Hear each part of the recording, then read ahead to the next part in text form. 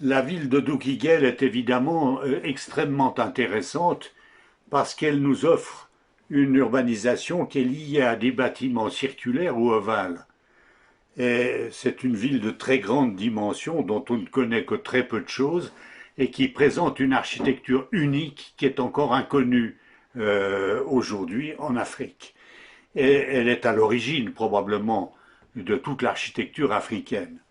Et on retrouve un noyau central avec un temple principal au centre que nous n'avons pas pu toucher parce que des temples égyptiens se sont installés au-dessus, mais où on a des temples indigènes de part et d'autre, et où on a aussi un palais qui a fait l'objet d'un travail considérable durant notre dernière saison.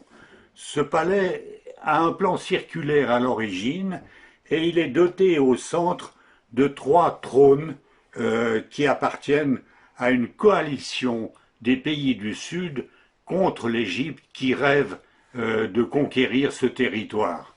Et euh, ces trônes sont entourés par des colonnades et par le mur extérieur de grande dimension qui supportait un toit léger.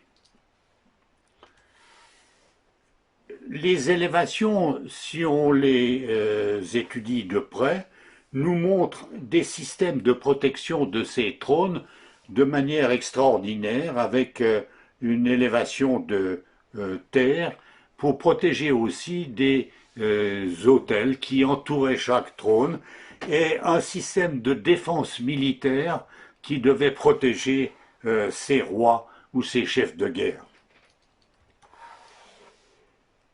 Plus tard, s'installent autour de la partie centrale circulaire des annexes qui nous montrent une hiérarchisation des personnes présentes, puisqu'on y trouve un trône entouré par une vingtaine de sièges de sous-ordre qui devaient discuter de stratégie contre les Égyptiens.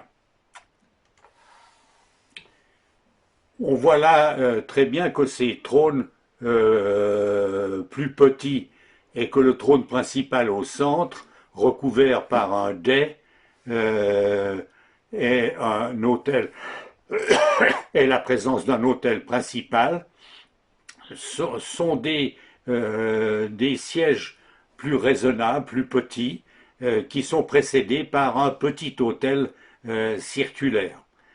L'ensemble, sur le plan architectural, est doté d'une couronne de colonnes puissantes.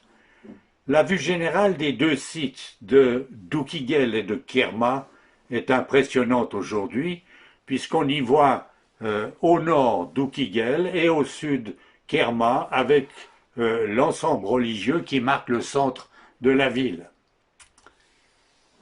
Revenons au palais, avec ces trois trônes des pays du Sud associés contre les troupes égyptiennes et ces annexes pour discuter avec toute une population de responsables des armées nubiennes.